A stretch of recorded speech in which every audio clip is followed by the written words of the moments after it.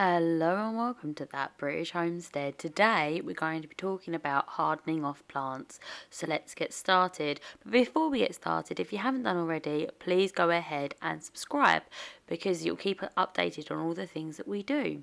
So if you're new to gardening, I'm just going to explain to you what hardening off means. Hardening off is when you take plants that have always lived inside in their happy little world and you take them to the outside of your happy little world where there's elements there like really intense sunshine, wind, etc. And you have to remember that your little seedlings have never experienced that, and they've grown big and strong in a very, very, very safe and easy environment. So to harden off the plant, we go ahead and put it outside in the world, okay? And we allow it to establish and get a little bit stronger before we leave it out there forever. And it's super important. And during this video, we're going to be talking all about why we're hardening off, how we do that, and why it's so important, so that you can make sure that your plants that you've really worked hard for don't go ahead and or shrink or get stunted as soon as you put them out, which happens quite a lot this time of year. So like I said, hardening off is a process of gradually acclimatising your plants to outdoor conditions like wind, etc.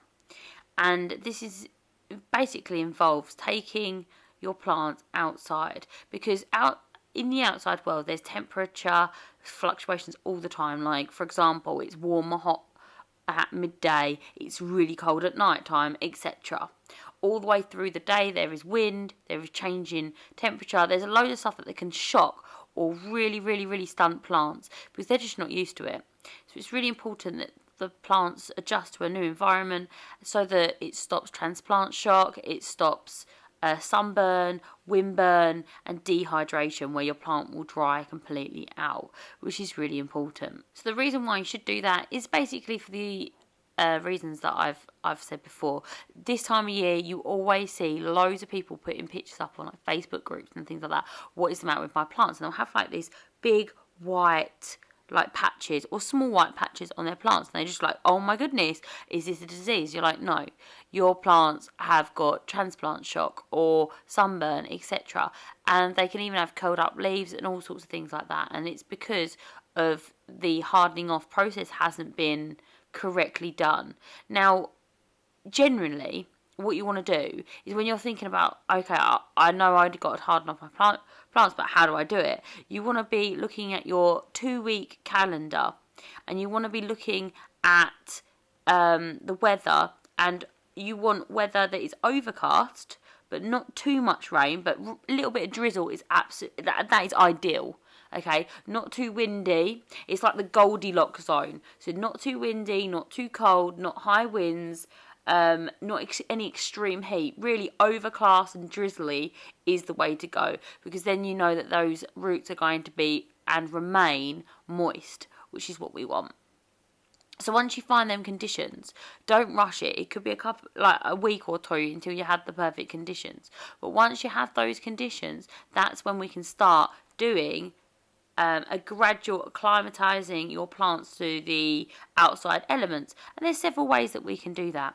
So you can either take your plants out from, let's say, a greenhouse or under grow lights, and say for the first day you take them out for an hour and you leave them out there, life's good for them, and then you take them back inside. The next day you do 2 hours, the next day 3 hours, next day 4 hours, all the way up until you've got up to like 12 hours, where then you go ahead and you leave them out overnight. Now, some people do it in twos. So for example, the first day they do 2 hours, then 4 hours and 8 hours. It's up to you how you do it.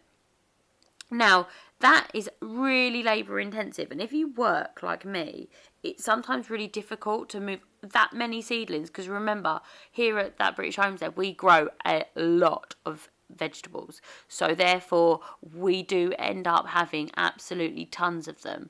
So moving them in and out all day whilst I'm at work is almost impossible, especially when you get up to like the 4 hour mark. I'd have to start going down there at like midnight to be able to get to work. You see what I mean? Which is just not reasonable for me personally. But it's really important that we do this. So I've got these cheat ways of doing it, and there's 2 ways we can do this. Now, you can either, what I'm doing here, and you can see in this video, is I'm going to go ahead and 100% plant them out, right?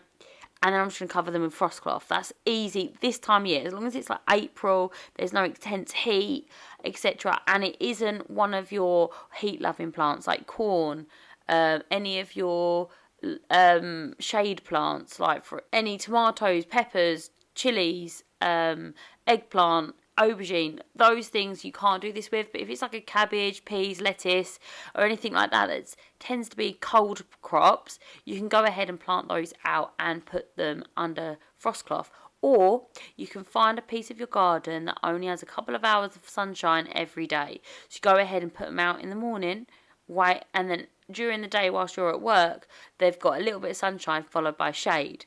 That will stop them getting burnt or stunting or anything like that. So there are some workarounds, because we know that gardening has to be super flexible, guys. We can't just do, we can't just struggle through it. It has to be super flexible. But what we want to do is we want to put them in their conditions where it's still supporting them and not putting them out into the elements straight away, but only for a few hours or a little few minutes each day, you're able to increase their exposure to the sun, the wind, etc. Now, the thing is with this is that the sunlight, no matter where you are or how much money you've spent on grow lights, the grow lights that you buy are not going to be anywhere as powerful as the sun. Even in the greenhouse. In the greenhouse, there's not going to be any way that your plants are as exposed to the sunlight as in, for example, the actual sunlight. Okay? And this because when a plant isn't put into the sun for a long period of time, it doesn't have as many chloroplasts as it does when it's in direct sunshine. So what you want the plant to do is to slowly, over time, build up that resistance and their many chloroplasts so it can handle that much sunlight. It's a little bit like when you go on holiday, right? And you've got your new skin that's used to the English, I was going to say summertime, but we don't really have one. It's used to English weather. You go out and you're like, I don't need suntan lotion, and you end up getting burnt, right? But instead of doing that, if you wore suntan lotion and you slowly got a tan over time, it wouldn't go red, it wouldn't burn, and your skin would brown. And that's basically what the plants are doing. They're building up that resistance to the sunlight, which is super cool, isn't it? Now, when you're doing this, it's very, very, very, very important that you make sure that you are watering your plants so that they do not get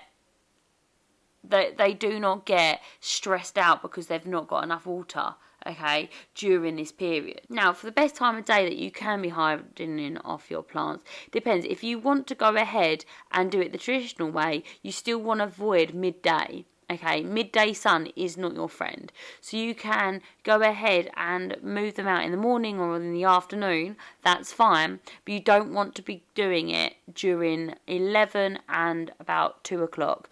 These are the bad times. The sun's the most harsh. So if you're going to go ahead and leave them out all day, you want to find a place in your garden that is shaded between those times so that your little seedlings that aren't used to the sun don't have the harshest sun of the day on them, because they will get sunburnt. So like I said, I use the side of my garage and I put them all out, and that is mostly in the shade, but it gets a couple of hours in the morning where it's the weak sun. But you don't want it to be too hard in the them between 11 and 2 o'clock are going to be the ones that you want to avoid, especially initially, until they're ready to go ahead and do that. Now, you need to be making sure that you protect your plants from the elements, the wind, the sun, other outdoor elements. And you can do that by making sure that the weather is good. You can use shade cloth, you can use frost cloth, you can use row covers, you can use lots of things that will reduce the harshness of the sunlight and the wind. Now, if you don't, or say you've picked a week and you're like, look, I have to do this week. I have to hard them off this week. I'm super stressed out about it, etc. What I would say is just throw some frost cloth over it. Frost cloth's not that expensive. You can actually go to Wilko's, and Wilko's is really reasonably priced. So you go ahead and throw some frost cloth on it. Now, ideally, the frost cloth wouldn't be directly touching the plant, but in reality, it doesn't particularly matter. Okay, as long as it isn't something like you're throwing chilies out and it's absolutely freezing outside, that matters. Or it's winter, that matters, because anything that touches the frost cloth will burn, okay, from the cold. But if it's just like, oh, I'm going out, just throw some frost cloth over it. What I like to do is I start off with 2 layers of frost cloth and then I work my way down. So it's always better to be safe than sorry, I personally think. But you can use something like plastic sheeting, greenhouse plastic, etc. Whatever you've got on hand. I always think it's a really good idea to go ahead and make sure that you use anything you've got for free or that you've just got knocking about at home before you go ahead and spend any form of money. So there's that as well. You can go ahead, and I've done this before. I've actually put up one of those umbrellas, you know, like the umbrellas that you have at like a picnic table. When we had our tomatoes in hydroponics down the end of the garden, I went ahead and put a big parasol up and had them up there, and I would open it up for most of the day and then close it down for an hour or so, just so that my plants were super ready to be out in the world. We want to do this gradually because, like I said, you can burn them, etc. Now, you need to be able to monitor your plants' progress in hardening off, and you don't want to do it too quickly, but you want to look for the signs of stress. So, for example, the signs of stress would be wilting, yellowing, or stunting the growth, also curling the leaves, or any form of white patches on the leaves means that you are not hardening them off correctly. So it does depend on your plant, and it does depend on the environment that you have. Now, if you notice these signs of stress, you can just go ahead and reduce the amount of sun or wind exposure that they have, and after a few days they will recover because you're not going to leave them out there. Okay, now the ways that I do it, I always make sure that they're mostly shaded, and then I move them out into the sunshine slowly. I like my way because it means that I don't have to come to and from the allotment so much, because I find that very hard. I go to the allotment once a day. I spend about an hour down there on a weekday. On a Saturday or a Sunday, I spend all day there. But I just simply can't turn up in 6 hours within the work day and go ahead and put my plants back in. It's just not feasible for me. Now, seeing when your plants are ready to transplant is quite an interesting one. I like to transplant plants when they're easy to handle. I think this is probably one of the most important factors. You want a decent sized plant, one that is healthy, and you know that it's just getting too big to be inside. I always think that the perfect time is when something feels really inconvenient to you, but you want a decent sized plant, as in at least like 6 inches tall, depending on the plant, of course. And then you can go ahead and start hardening that off. But you obviously don't want to stress it. Now, you want really healthy growth. You want a really sturdy stem, full leaves, and a dark green colour. That will give you the best possible plant to be hardening off. Now, if you don't have a strong stem or a strong root system that has developed, there's nothing wrong with waiting just an extra week. And I know I am a complete hypocrite because I know how difficult it is to actually go ahead and wait for anything in life, okay? But especially when you want your garden full. And I know that some of my friends that have come up to me and like, oh, I've planted out my peppers. I was like, no, don't do that yet. It's too cold. So make sure that you're going ahead and looking at your 14-day weather forecast, and I like to not have a drop below, say, 4 degrees when it comes to tomatoes. When it comes to peppers and chilies and all of them nightshades, I don't plant them out until at least at night time it doesn't drop below 10.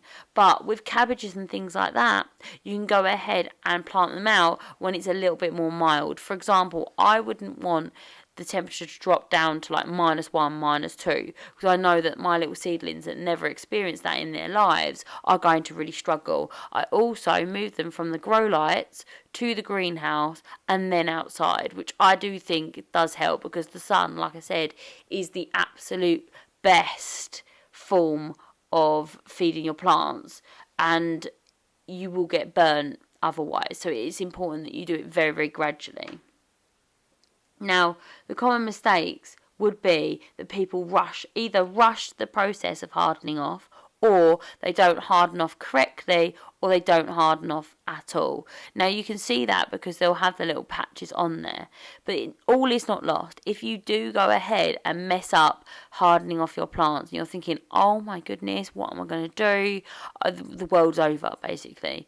You can go ahead and plop the plants back into a protected environment, say under the grow lights or in a greenhouse, etc., and they will recover after a few days, and then you can go ahead and continue to harden them off. But we don't want to get plants really stressed, because we know that stressed plants will reduce the amount of harvest that you're able to get, which is not what we're looking for, is it? Not even a little bit.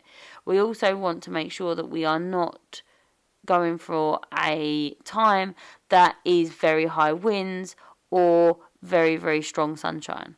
If you haven't done already, please consider subscribing, okay? It's the best way to keep up to date with all of the stuff that we're doing. Go ahead and hit the bell icon, and then you'll get notifications for every time that we upload.